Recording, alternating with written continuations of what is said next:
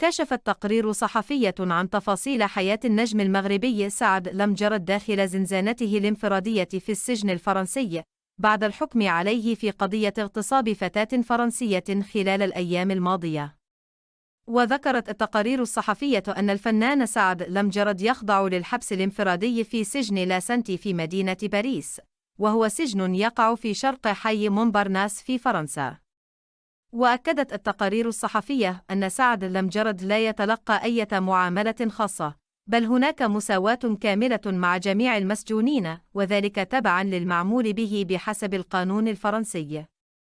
ويمتلك سعد لمجرد في زنزانته الانفرادية تلفاز بجانب نظام تدفئة، وهو الأمر الذي يحصل عليه جميع المسجونين، وبرغم أنه في زنزانة انفرادية، ولكن يسمح له بالمشي بين النزلاء الآخرين لفترة بصورة يومية.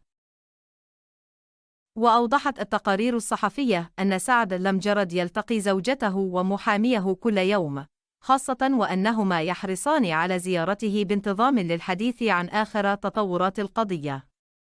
وتؤكد التقارير الصادرة أن الفنان المغربي يحافظ على معنوياته بعد الحكم في انتظار الاستئناف، ويداوم على الصلاة وقراءة القرآن.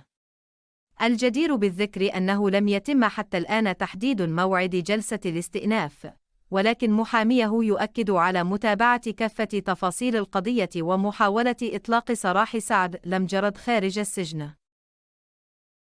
وكان النجم المغربي قد استأنف ضد الحكم الصادر في يوم 27 من شهر فبراير الماضي، بعدما جاء القرار بناء على تصويت 7 من أصل 9 من هيئة المحلفين بأنه مذنب في ارتكاب جريمة الاغتصاب قبل أن يتم الحكم عليه بالسجن لمدة 6 سنوات، بينما طالب ممثل النيابة العامة بزيادة الحكم إلى السجن لمدة 7 سنوات.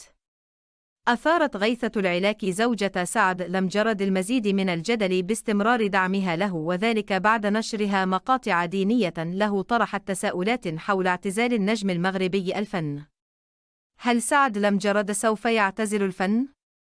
وشاركت غيثة مقطع فيديو عبر حسابها الرسمي على إنستغرام لزوجها المسجون في فرنسا وهو يصلي ويقرأ القرآن بخشوع كبير. وعادت وشاركت مقطع فيديو له كان قد نشره سابقاً عبر حسابه على إنستغرام وهو يتلو بعض آيات القرآن الكريم، وطرح الجمهور الكثير من التساؤلات، من بينها احتمال أن يعتزل النجم المغربي الفن بعد دخوله إلى السجن. زوجة سعد لمجرد تكشف أسرار زواجهما وموقفها من قضية الاغتصاب. كشفت غيثة العلاكي زوجة سعد لمجرد موقفها من قضية الاغتصاب المتهم بها زوجها، وتحدثت عن أسرار زواجهما لأول مرة بعد دخوله السجن. زوجة سعد لمجرد علقت على قضية الاغتصاب وموقفها بطريقة غير مباشرة حين عبرت عن دعمها الكامل وحبها لزوجها عبر صفحتها على إنستغرام. قالت غيثة: السبب الوحيد الذي جعلني أسمي نفسي قوية هو أنه عندي رجل مثلك يحبني ويعتني بي، مضيفة: كان هذا اختيار أن أقضي بقية حياتي معك أفضل خيار اتخذته على الإطلاق. تابعت: أنت سعادتي الدائمة ومكاني السعيد دائما إلى الأبد وكتفي الذي يمكنني أن أتكئ عليه وكل شيء في حياتي. وفي الأخير لا تنسوا الاشتراك في القناة ليصلكم كل جديد.